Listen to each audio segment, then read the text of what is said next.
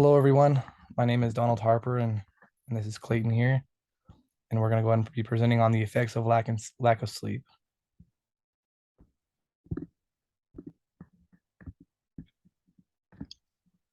And so I'm going to be talking about the effects of lack of sleep and the work and school.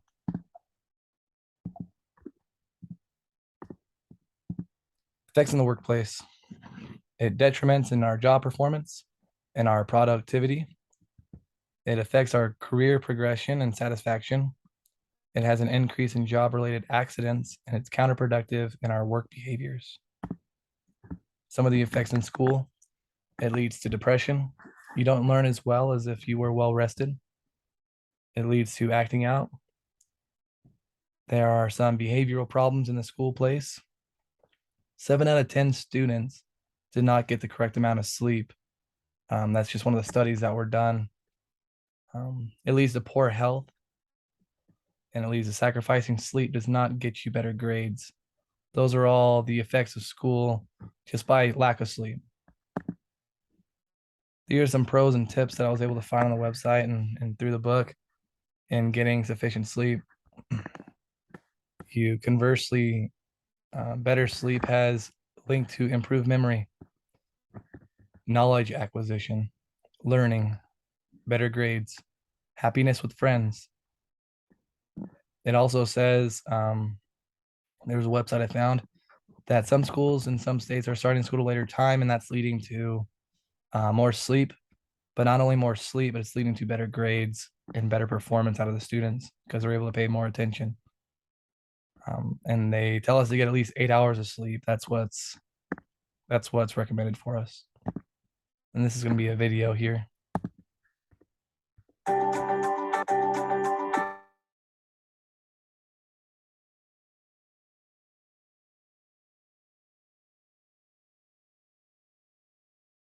And it can seem as though there just isn't enough time in the day to keep up with new class content, assignments, and tests. So, you might feel forced to sacrifice sleep, thinking that cramming the night before will be beneficial. After all, one all-nighter can't hurt, right? Many students believe that sacrificing sleep to study for an assessment will give them a better chance of performing well. But not getting enough sleep actually worsens your cognitive abilities. A recent study showed that students who did not sleep at all before doing activities requiring them to learn new information performed significantly worse than students who slept. Interestingly, these sleep-deprived students also thought they both performed better and put in more effort into activities than others. To properly store the information that you learned, studies have shown that you need a full night's sleep. This includes going through both stages of sleep, non-rapid eye movement, or NREM, and rapid eye movement, or REM. NREM begins when you first fall asleep, with the REM stage following directly afterwards. Researchers have found that memory formation is initiated during the NREM phase and is then consolidated during the REM phase. Overnight, each cycle is repeated around 4 to 6 times, with each cycle lasting for 1.5 to 2 hours. More importantly, one's ability to learn is greatly dependent on the amount of NREM sleep during the first quarter of the night and with the amount of REM sleep that one gets in the last quarter, further emphasizing the need to sleep for a full night.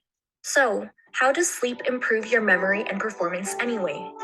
Well, all information is stored in neural networks of your brain. The stronger the connections are, the easier it is to access this information. When you're studying and learning new information, there's a possibility of it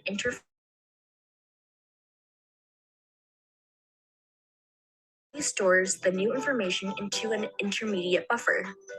Your brain then requires an offline mode provided by sleep to gradually integrate this new information with your pre-existing long-term memories. During sleep, your brain also reactivates your neural networks, further enhancing the transfer of new memories to long-term storage. This neural reactivation is extremely important because you mostly retrieve information from your long-term storage on test day. Additionally, many students think that they can pull an all-nighter the night before a test and catch up on sleep the following night to feel rejuvenated again. Some students also think that staying up all night instead of sleeping for a few hours will help them feel less tired the next day. However, as previously mentioned, Staying up all night interferes with the brain's ability to consolidate memories. A full night's sleep is required immediately after learning for proper memory formation. In addition, a recent study showed that pulling an all-nighter leads to greater daytime sleepiness than sleeping for a few hours, impacting both memory retrieval and cognitive functioning. Now that we covered the importance for sleep to improve memory, let's go over some short-term and long-term physiological effects of sleep deprivation. Overall, sleep deficiency caused by a short sleep duration can result in accumulating a sleep debt. Because of the sleep debt, the individual will increasingly want to recover from the lost sleep as they stay up for longer periods of time. This will cause them to fall asleep faster and to stay asleep for longer periods of time when they finally let their body rest. Now let's specifically focus on the short-term effects of sleep deprivation.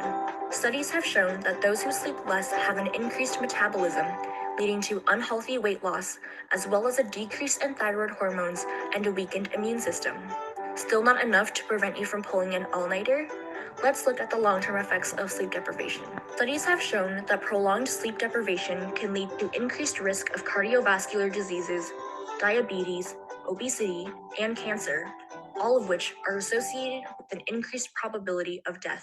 As you can see, pulling all-nighters are not worth it and should be avoided at all costs, even if you think that one sleepless night will be harmless. Although many believe that all-nighters are an unavoidable part of life, proper time management, a regular sleep schedule, and the ability to balance work and personal life helps improve the mental and physiological health of students, resulting in academic success. So next time you think about pulling an all-nighter, remember that you will only be cheating yourself and your body.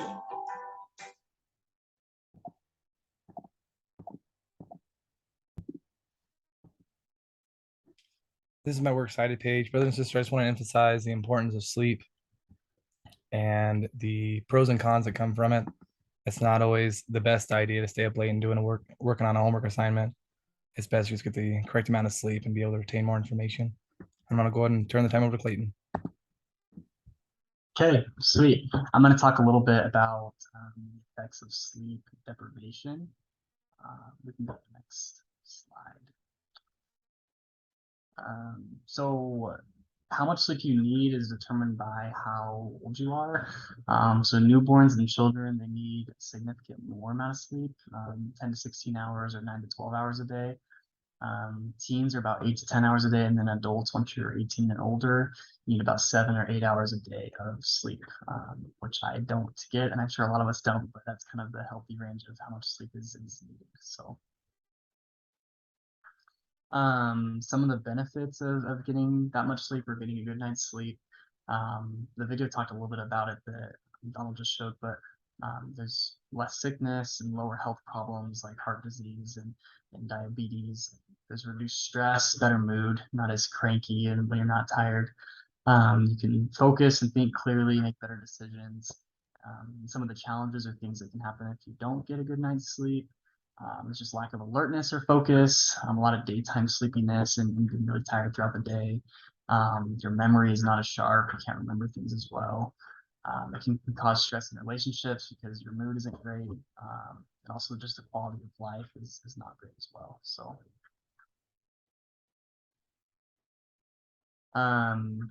some of the effects of sleep deprivation. There's quite a few long-term effects, like the video at the end I just talked about. There's a lot of high blood pressure issues that can happen, diabetes, obesity, heart attacks or heart issues. Strokes are also a big concern. Another one that I read was just getting in car accidents and you're sleepy, you start sleeping when you're driving, and that can cause severe accidents and death, along with some of these long-term effects. So I'm also going to play a video as well.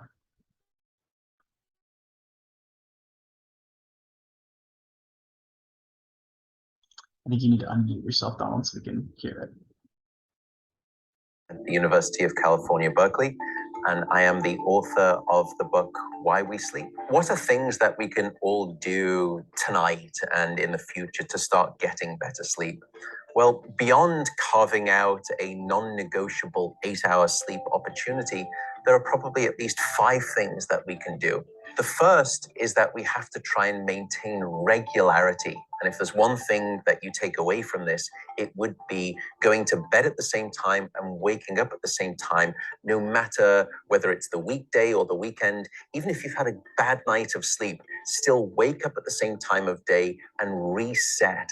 The second thing is that we are a dark deprived society in this modern era, and we need darkness in the evening to allow the release of a hormone called melatonin. And melatonin helps the healthy timing of our sleep. So try to dim down half the lights in your home in the hour before bed.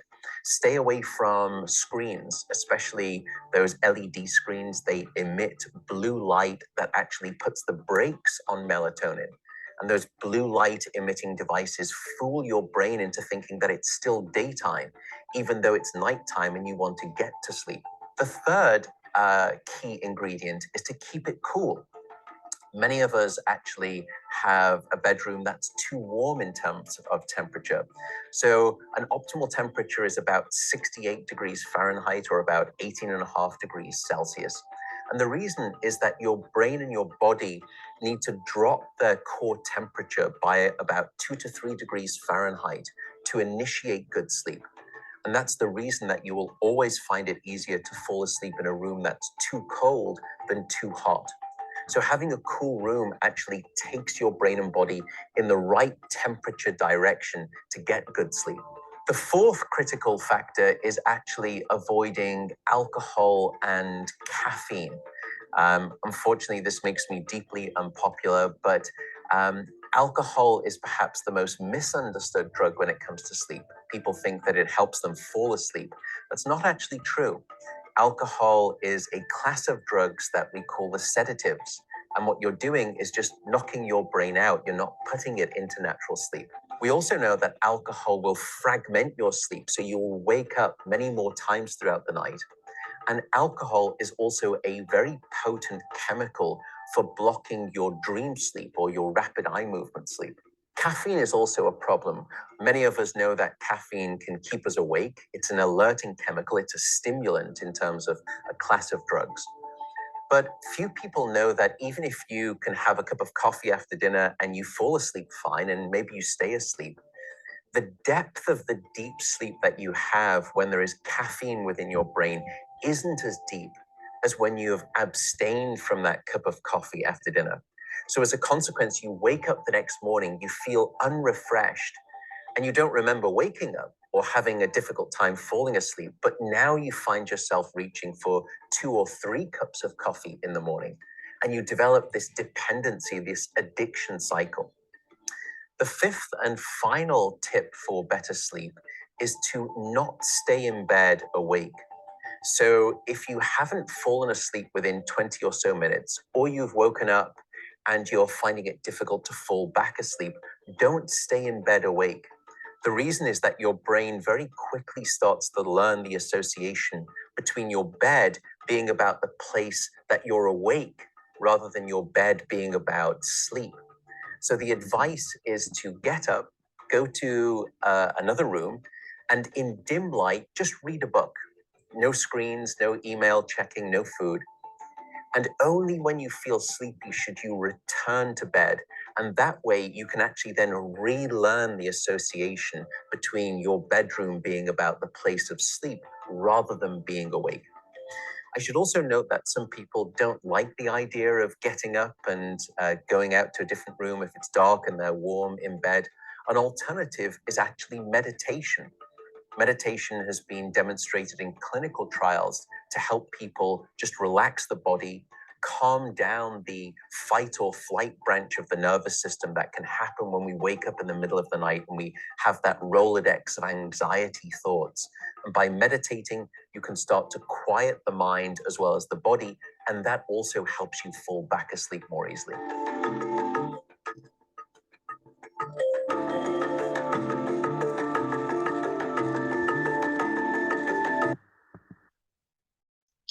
So I kind of like Donald said, I just want to stress the importance that sleep can have not only short term on our day-to-day lives, but long term of the health that we can have throughout our lives. So That's my presentation.